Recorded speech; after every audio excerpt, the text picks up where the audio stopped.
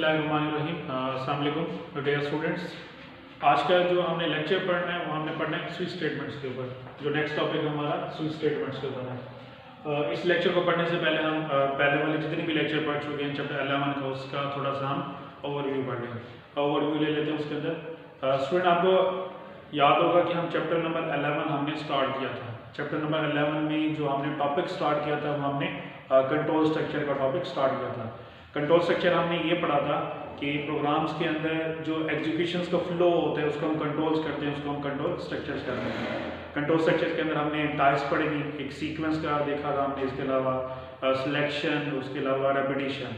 Sequence में हमने ये देखा था कि जितनी भी आप स्टेटमेंट यूज़ करते हो वो आप सीक्वेंस के अंदर यूज़ करते हो, यानी कि स्टेटमेंट 1 2 3 यानी कि 1 बाय 1 उसके अंदर यूज़ करते रहते हो।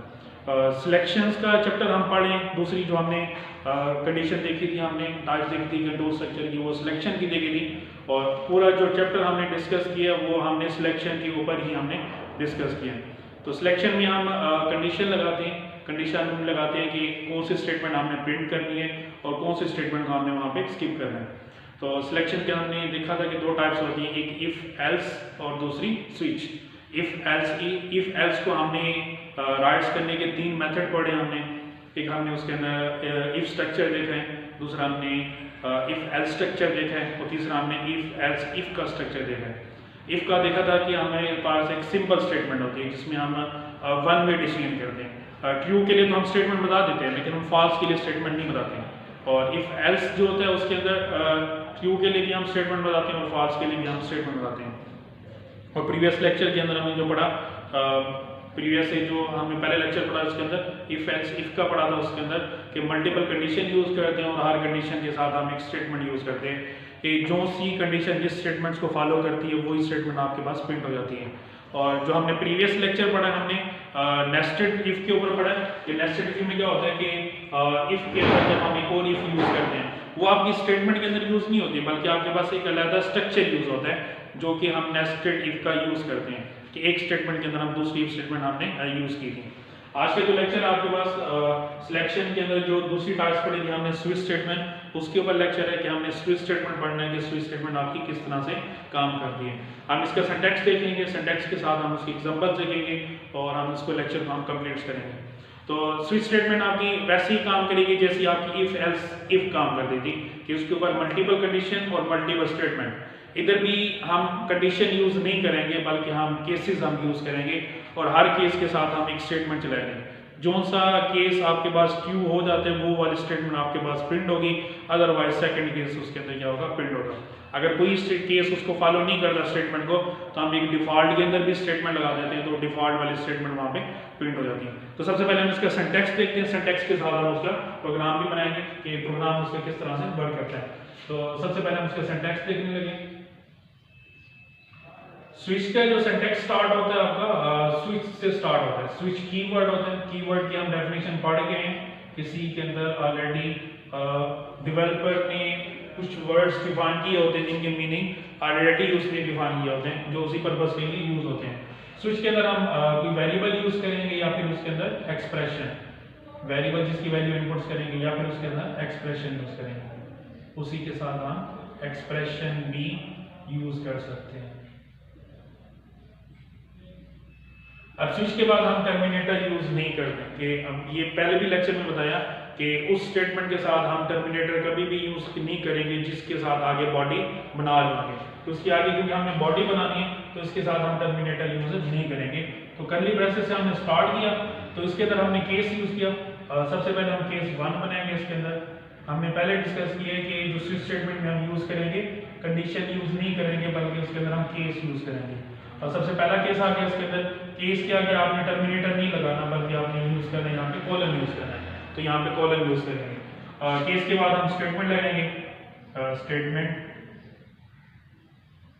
1 टर्मिनेटर हम पता है कि स्टेटमेंट के आगे टर्मिनेटर लगाते हैं। और उसके बाद हम एक और चीज यूज करेंगे उसके अंदर ब्रेक स्टेटमेंट। इस ब्रेक स्टेटमेंट को देखते हैं कि ब्रेक स्टेटमेंट का काम क्या होता है।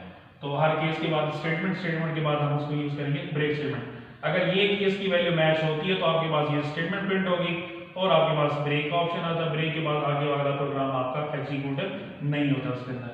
इसी के साथ हम दूसरे हम केस यूज करेंगे, केस 2 के बाद हम टर्मिनेटर। ये स्टूडेंट आपने याद रखना है कि केस के बाद आपने कॉलन यूज करना है, टर्मिनेटर यूज नहीं करना। अगर टर्मिनेटर यूज करोगे तो आपका सिंटैक्स एरर जनरेट कर देगा वहां पे। तो यहाँ पे हम स्टेटमेंट 2 यूज करते हैं, स्टेटमेंट 2। स्टेटमेंट के बाद हम टर्मिनेटर यूज करते हैं, उसके बाद हम ब्रेक स्टेटमेंट यूज करेंगे। ये ब्रेक स्टेटमेंट का कंसेप्ट देखते हैं कि ब्रेक स्टेटमेंट है यहाँ पे हम क्यों यूज करते हैं।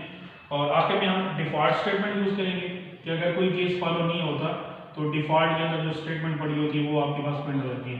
तो डिफॉल्ट के साथ में हम कॉलन यूज करेंगे और इसी के साथ हम एक अलग स्टेटमेंट लगा देते हैं कि अगर पहले दो केस फॉलो नहीं होते, कोई केस फॉलो नहीं होता तो वैल्यू मैच नहीं होती, तो डिफॉल्ट के बाद जो स्टेटमेंट पड़ी होती है वही उसके अंदर प्रिंट हो जाती है। और आखिर के अंदर हम क्या यूज कर देते हैं, कर्ली ब्रेसेस को क्लोज कर देते हैं, केस को हम सिंटैक्स को क्लोज करते हैं। चलो हम इसको देखते हैं हम काम कैसे करेगा। यूजर ने जो वेरिएबल एंटर किया, वैल्यू एंटर की, तो केस 1 के ऊपर आएगा। केस 1 अगर मैच हो गया तो स्टेटमेंट प्रिंट, तो यहाँ पे ब्रेक होगा, तो आगे वाला पार्ट वो प्रिंट ही नहीं करेगा। तो ब्रेक स्टेटमेंट हम यूज ही इसी वजह से करते हैं कि अगर कोई केस आपका मैच कर जाता है तो स्टेटमेंट प्रिंट करेगा, स्टेटमेंट प्रिंट करके वो ब्रेक के पास आएगा। तो ब्रेक से ये होता है कि अगले वाला जो पार्ट होता है उसको क्या कर देता है, आपका जो कंपाइलर होता है उसको स्किप कर देता है।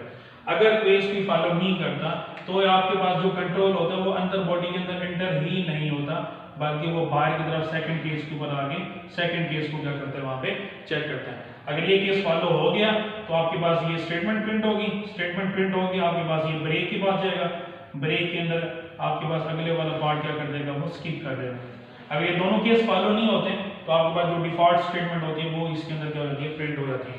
अब इसके साथ डिफॉल्ट के साथ भी आप ब्रेक लगा सकते हो, अगर ना लगा दो तो तब भी चल जाएगा, अगर नहीं लगाओगे तो तब भी इसके अंदर यूज हो जाएगा इसके अंदर।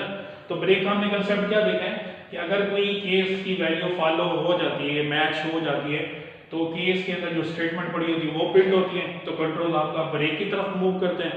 तो ब्रेक का काम ये होता है कि बाकी वाले प्रोग्राम को क्या कर देता है, वो स्किप कर देता है। अगर यहाँ ब्रेक नहीं करेंगे तो ये वैल्यू भी प्रिंट होती रहेगी, ये वैल्यू भी प्रिंट होगी, जितनी भी हम वैल्यू यूज करेंगे वो सारी के सारी इकट्ठी क्या हो जाएंगी, यहाँ पे प्रिंट हो जाएंगे। तो ब्रेक हम इसी वजह से यूज करते हैं, तो क्या हम बाकी वाला पार्ट उसके अंदर क्या करते हैं, हम स्किप कर दें उसके अंदर। इसका हम प्रोग्राम देखते हैं, तो प्रोग्राम जब हम देखेंगे तो उसके अंदर मजीद आपको यहाँ पे क्लियर हो जाएगी। स्टूडेंट हम देखेंगे कि जो हमारे पास इंग्लिश के अंदर कीवर्ड्स यूज होते हैं ना, A-E-I-O-U, इसको हम क्या कहते हैं इंग्लिश के वर्ड्स के अंदर वॉवल हरूफ कहते हैं इसके अंदर। तो उसको हम प्रिंट करवाते हैं कि हम कोई यूजर कोई वर्ड एंटर करे कि वो चेक करे कि ये वॉवल है या फिर नहीं है।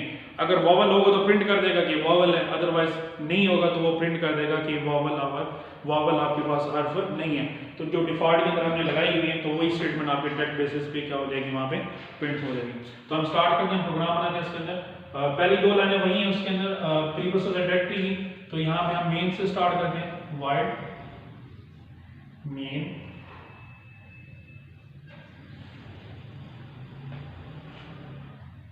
मेन की आप कर्ली ब्रेसेस लगाओगे यहाँ पे। आगे हमें स्विच से स्टार्ट करना है, तो यहाँ पे स्विच स्टेटमेंट स्टार्ट करते हैं, स्विच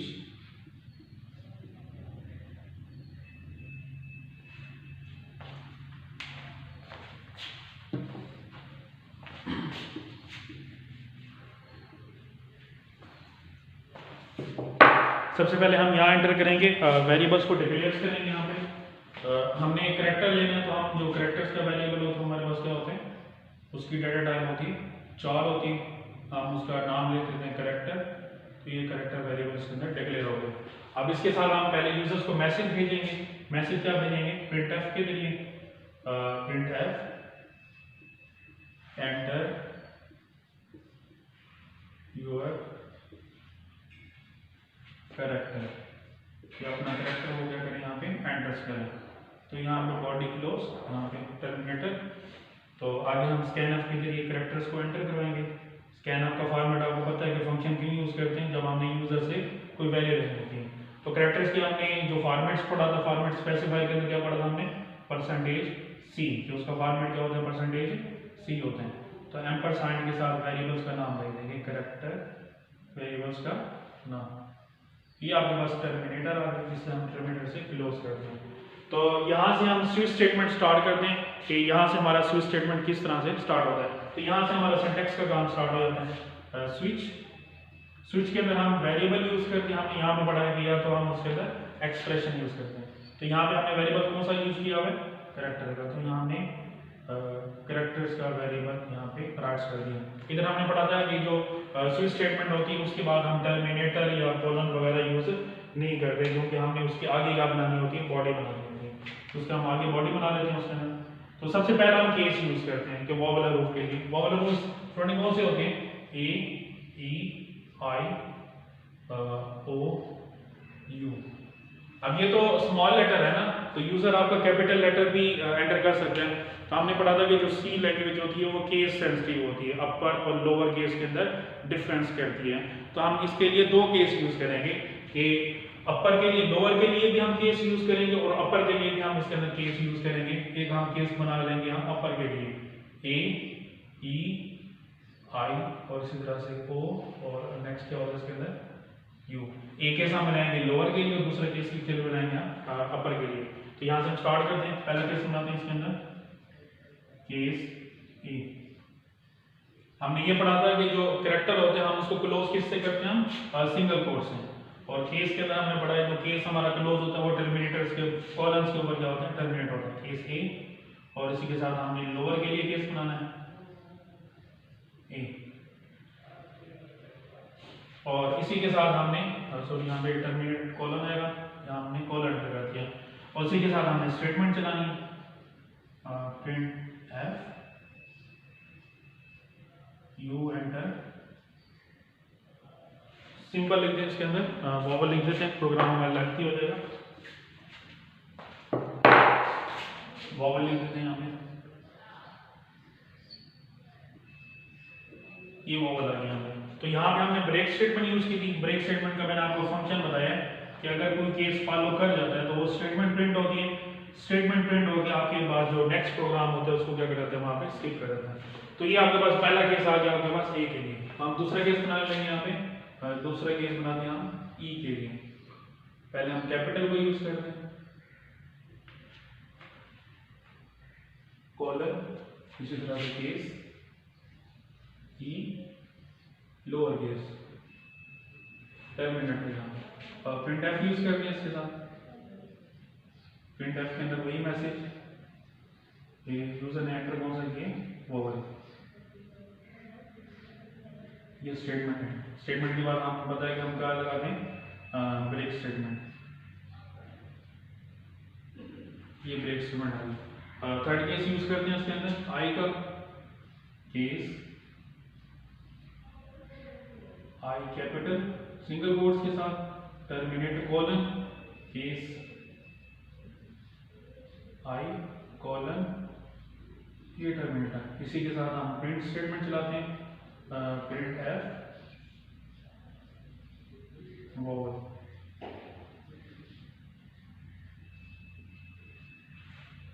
और इसी के साथ हम थर्ड केस फोर्थ पे आते हैं। केस फोर्थ आपके पास क्या है, case I O capital colon case O colon single quotes आ गए यहाँ पे, और इसको कॉलन से हमने क्लोज कर दिया। और इसी के साथ हम स्टेटमेंट चलाते हैं। सॉरी यहाँ पे हमने मिस कर दिया, यहाँ पे हमने ब्रेक स्टेटमेंट यूज कर दिया, ये ब्रेक स्टेटमेंट। और इसी के साथ हम प्रिंट एफ स्टेटमेंट चलाते हैं। प्रिंट एफ स्टेटमेंट के अंदर हम लिख देते हैं वोवेल।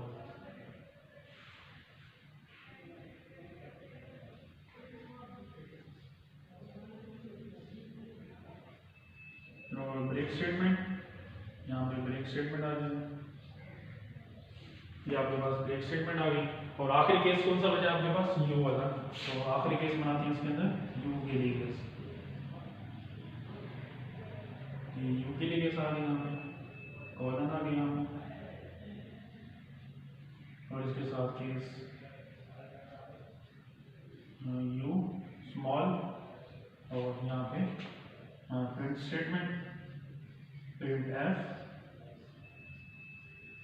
वोवेल। इसी तरह से हम ब्रेक यूज करते हैं इसके अंदर, ब्रेक ये कंडीशन कंडीशन आपके पास स्टेटमेंट एनालिसिस। और यहाँ पे हमने स्टूडेंट हमने देखा था कि सिंटैक्स के अंदर हम डिफ़ॉल्ट स्टेटमेंट भी लगाते हैं, तो यहाँ पे हम डिफ़ॉल्ट स्टेटमेंट भी लगा देते हैं कि अगर कोई केस मैच नहीं होता तो आपके पास जो डिफ़ॉल्ट स्टेटमेंट होती है वो इसके अंदर प्रिंट हो जाती है। तो डिफ़ॉल्ट के अंदर हमने देखा है कि डिफ़ॉल्ट भी आपके पास किससे क्लोज होती है, अभी कॉलम से। तो यहाँ से हम स्टेटमेंट लगा देते हैं प्रिंट एफ, कोई भी मैसेज है तो नॉट वोवल, यूजर नंबर उसने जाके यहाँ पे एंटर कर दिया नॉट वोवल, यहाँ पे मैसेज आपका प्रिंट होगा। तो यहाँ पे हमने देखा था कि स्टेटमेंट